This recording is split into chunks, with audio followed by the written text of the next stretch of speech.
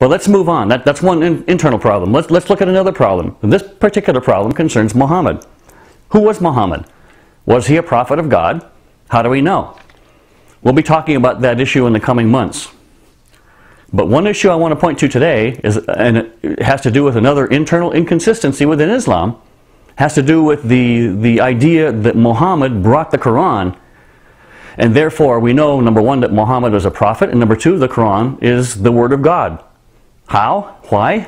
What's the Muslim argument to this? It's this. Muhammad was an illiterate man. We find this idea in Surah 7, chapter 7 of the Quran, verse 157 and 158. Islam, the Quran talks about Muhammad being the unlettered prophet.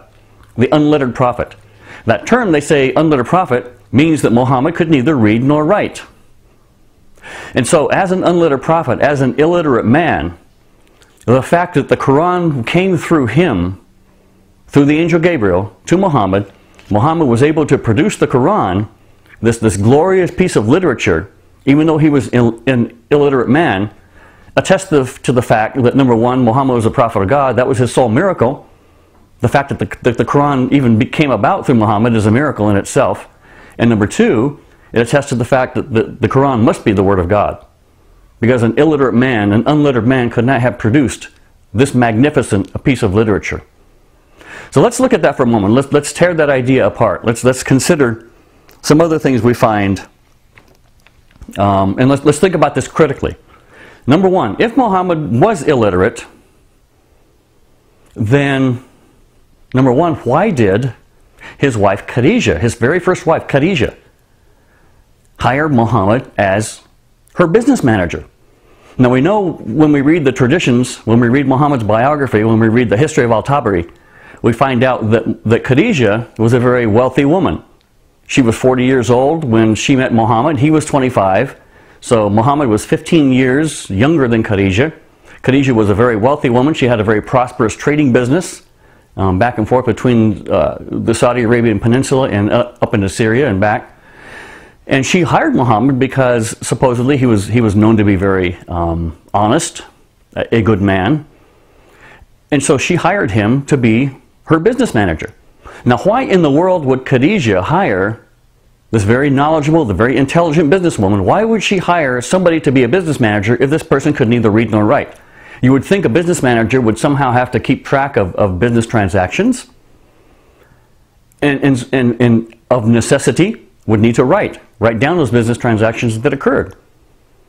But let's move on from that. That's almost irrelevant anyway, because the point that Muhammad, the idea that Muhammad was illiterate and therefore he produced the Quran is irrelevant anyway. When we studied the Quran and how the Quran came to be, we find that Muhammad did not write the Quran. In fact, if you ask any Muslim, who wrote the Quran?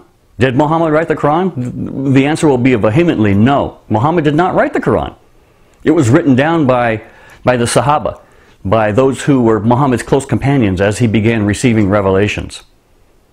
And so the fact that Muhammad was illiterate is irrelevant altogether as to how the Quran came to be. What miracle is there that an illiterate man did not write a book? You see the problem here. Muhammad was illiterate. Well, did he write the Quran? No. So what's the point? Where's the miracle that an illiterate man did not write a book? It doesn't make sense. It's incomprehensible. But even beyond that, when we look at the traditions, when we look at the hadith of Muhammad, the recorded deeds and sayings of Muhammad, we find actually evidence in the hadith traditions that Muhammad did in fact read. He could read and he could write. For example, in Sahih al-Bukhari, the most revered collection of hadith traditions, things that Muhammad said and did. In Bukhari, volume 1, book 3, hadith number 65, we find the following words. It says, once the Prophet wrote a letter. Well, what in the world is Muhammad doing writing a letter if he's illiterate, if he can neither read nor write? Is that inconsistent? Absolutely it is. Again, in Bukhari, volume 7, book 62, number 88, we find the following narration. It says, the Prophet wrote the marriage contract with Aisha when she was 6 years old. Who wrote the marriage contract? The Prophet, Muhammad himself, wrote the marriage contract with Aisha. Again, in Sahih al-Bukhari, book 1, or volume 1, book 3, hadith number 114.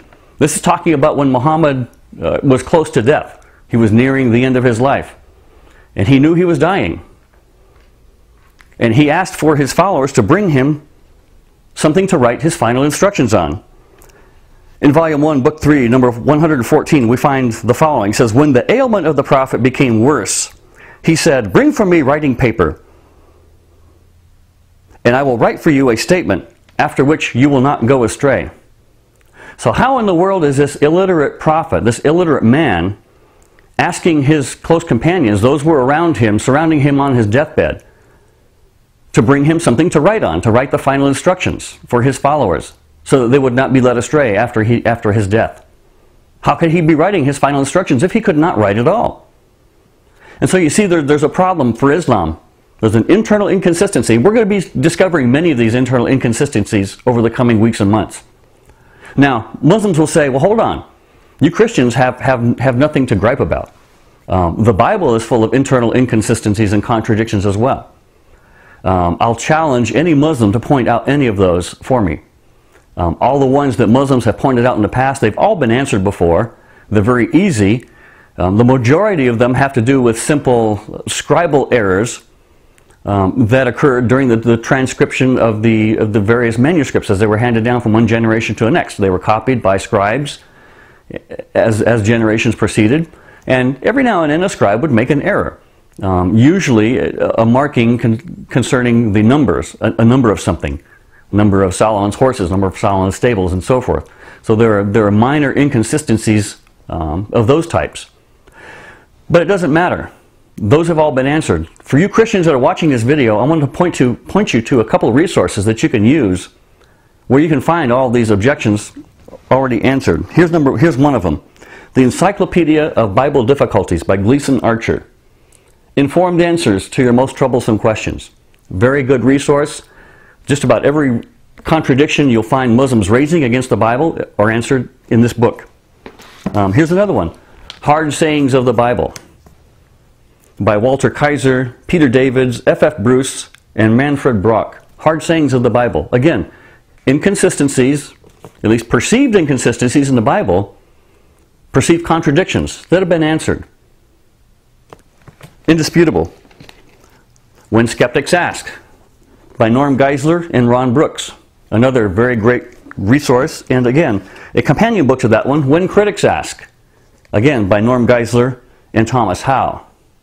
So we have many resources available to us to help us understand what these objections are that not only Muslims raise, but skeptics, agnostics, atheists, and so forth. They've all been answered.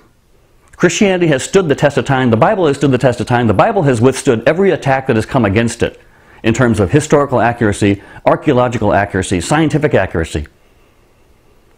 We're going to be applying some of these criteria to the Quran over the next weeks and months. But I just pointed out a couple to you. Internal inconsistencies within the Quran, within Islamic theology. Muslims have much to answer for.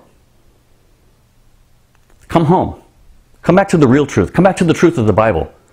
The Bible has never been found to be incorrect. The Bible has never been found to be corrupt. The Bible has always been found to be 100% accurate. You cannot say that about the Quran. Come home to the Bible. Come home to Jesus.